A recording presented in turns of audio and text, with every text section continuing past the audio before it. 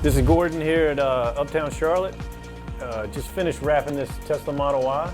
Did a bumper and full hood on it. I get a lot of questions after we finish wrapping cars. People are interested in, maintenance, what to do as far as washing cars. Can we pressure wash cars? You can see these areas here. There's nowhere to wrap the edges. You can wrap edges on other spots, but there's not places to wrap edges on the whole bumper. So when you're washing the car, and you do use a pressure washer, you have to be careful with strong pressure coming at the sides of the car because you've got an edge of the film here. And the high pressure from the water can get underneath that film and it will lift it. We don't want to do that. It can be fixed, but you don't want to do that. I've seen it happen a lot.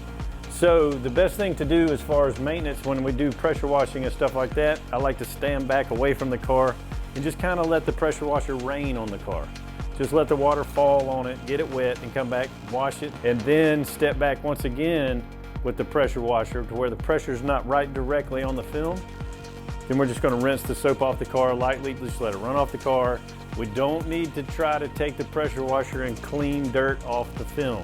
That's what you use your rag for when you're washing the car.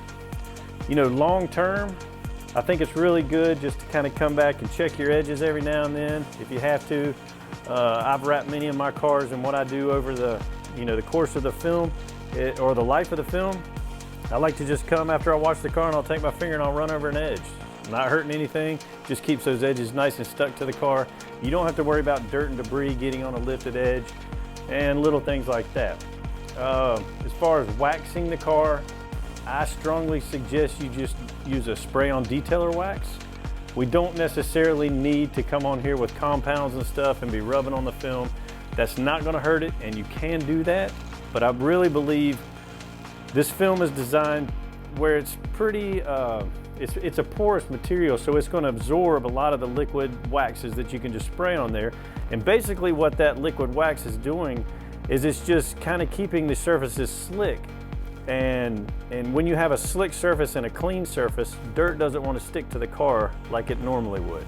Then you're not necessarily having to really scrub on your car. You're not really, you're not getting super abrasive as far as washing the car.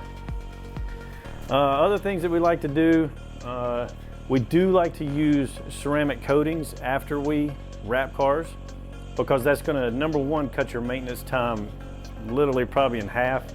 You'll notice you can drive through the rain and stuff like that. Your car still looks like it's been waxed. It's nice and clean. So that is an option for you if you want to coat the car after we wrap the car.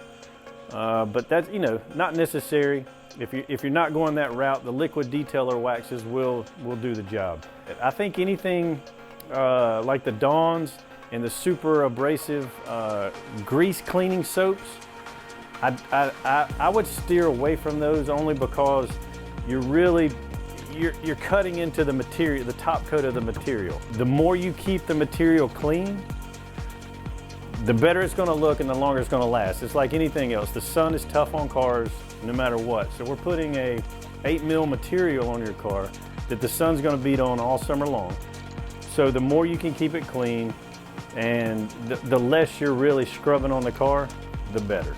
We're here all the time. We're here, for any questions that you have, you call us and let us know what you need, and we could definitely go through anything with you. And of course, we could show you the stuff that we use here at the shop before you leave. But other than that, that pretty much takes you through maintenance on paint protection film.